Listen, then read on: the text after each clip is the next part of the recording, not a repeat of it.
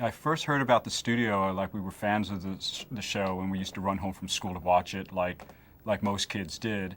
And I think I had picked up some magazine which had kind of a hint of where the address of the studio was in New York City. I was living in the Bronx at the time, and going to school, and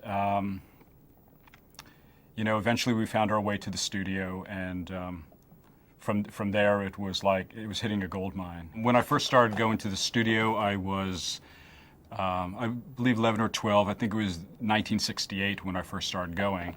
And originally I had gone with a friend who lived in my neighborhood, and we went down there together. It was early morning. We didn't know exactly what the schedule of events was there, but we got there, and I think it was like 8, 9 o'clock in the morning. And shortly after we got there, the first person I ever saw was Grayson Hall, and she was coming to the studio by cab. And we were so excited. I had a camera with me. I had some paper with me to get some autographs, but I couldn't even, I was like shaking so much because we were so excited, and at this point, she ran into the studio, and it's like, wow, did you see that? And we were like very taken that we were there and that we were having that experience. And I think on this particular day, we waited around probably till 4 or 5 o'clock, and we got to see many people who were on the set that particular day.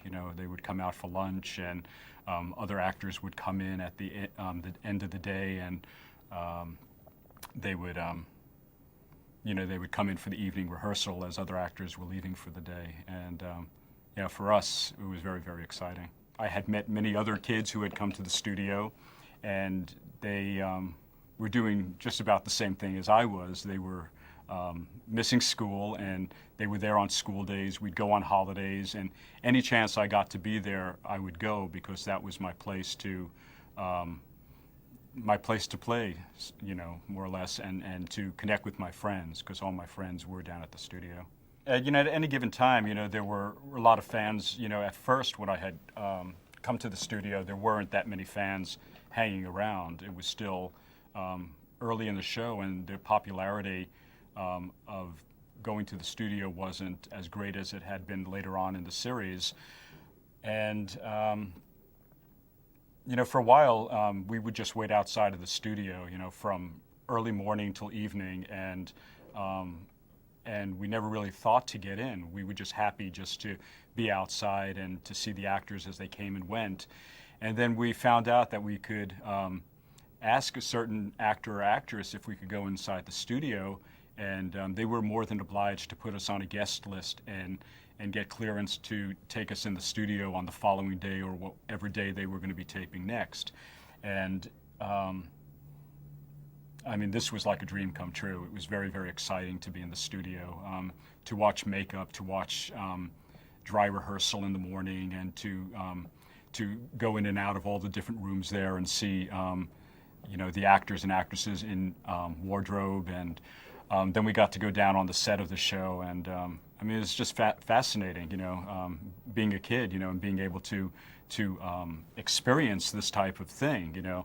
Being in a television studio was just very, very exciting, and also being on the set of our favorite show was just undescribable, for myself at that time. The person who stands out the most to me was Marie Wallace. She was always just a very friendly, very genuine, and just really caring about the people who were at the studio, as she is today. If you go to Dark Shadows festivals, you could see that she is very interested in the fans and will take time to speak to everyone. Everybody had a strong impact on me because I loved the show, and I loved all the characters on the show. Nancy Barrett, Grayson Hall, Laura Parker, Catherine Lee Scott. They were all very, very gracious. And Thayer David, David Selby, John Carlin. Everybody took the time. Everybody was very, very nice to us. They went out of their way. They would come down during midday in costume to talk with us, to sign autographs, to take pictures. And and they showed a real interest in the fans who were hanging out in the studio. And when we got to go in the studio, they were equally as gracious to us. I remember, I think it was early morning sometime, and you know, from the street, the Dark Shadow studio on West 53rd Street was a two-story building, and we would often wait right in front of the studio or across the street. So on this particular day, we were standing across the street, me and my friend Walter, and he could probably tell the story better than I could, but my remembrance of the story is that we were looking up in Grayson Hall's dressing room. There were maybe 4 different windows up on the second level of the studio, and Grayson was looking out the window, and in a just in kind of in a huff, she took the drapes very dramatically, and she shut the drapes closed. And later, when she came down, I think it was in the evening time when she was leaving for the day, she definitely had a word with us. She was not very pleased that we were peeping in her dressing room window, and she was very stern with us. And I remember that, you know, and I remember the next time we saw her, I remember apologizing to her for doing that, and she was very gracious, and she really accepted our apology.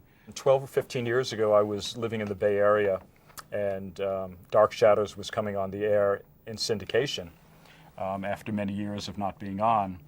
And my family was going to come visit me from New York, and my whole collection of photos and all my memorabilia from Dark Shadows was in their house. And I had asked them, when they made the trip to visit me, if they could bring all of these things with them.